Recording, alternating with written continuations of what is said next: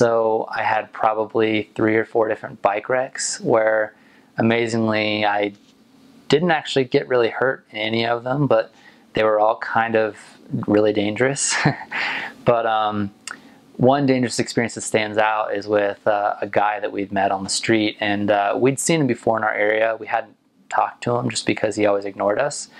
But he was this tall, probably 6'8" guy that was almost always shirtless and just like yoked beyond belief. Like, this guy had more muscles than any person I've ever seen in my life, and he would always just be walking down the street after some big workout. Like, he must have been going for the NFL or something, because he was crazy about his workouts. But one day we saw him holding an older lady. He was a younger guy, and we saw him holding an older lady by the back of her arm, and they didn't look like they would necessarily like know each other. They kind of wore different types of clothes, and anyway, they're just like very different people, and he's kind of walking with her, guiding her by the arm, but not in a friendly way. And so it's funny because I had only actually been out on my mission 6 months, and my companion about the same. And this was our first day in a new area. Both of us were completely new in the area.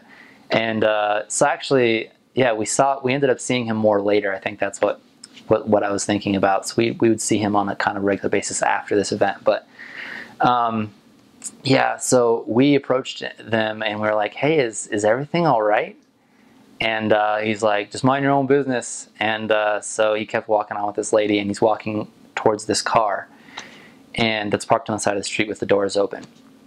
And it did not look good to me. And so I could not, with my own conscience, just like ignore it. And so I said again, hey, is everything all right over here? Like, is everything okay? And immediately he turned around and just started like stomping toward me. And we're standing over our bikes, and so there's really no mobility when you're in that stance. And you can't really run to the left or to the right. You're just kind of stuck there waiting for whatever's going to happen.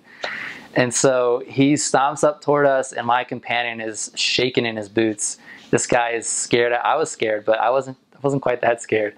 But he was shaking in his boots, and he comes over to us, and he's shirtless, 6'8", muscular guy, just starts pushing me with his chest. Like, he's literally not even using his arms. He's just like pushing me around with his chest. And I'm about to fall off my bike, and he's like yelling at me and cursing and swearing and saying he's gonna like get violent. And he's like, I told you to mind your own business. Like, look, this is their own thing. Meanwhile, the older lady is running the opposite direction. So she is just bolting. As soon as he walks away from her, she's trying to get away. So clearly something was going on. But he didn't actually get violent. He didn't throw a punch or anything other than just kind of pushing up against us. And I was just like, hey, look, I'm not looking for trouble. And of course, I was just this little missionary trying to do my best. But yeah, so he eventually noticed that she had been running, and so he went after her and grabbed her and forced her into the car and just took off. And meanwhile, someone across the street had seen it happening and had called the cops.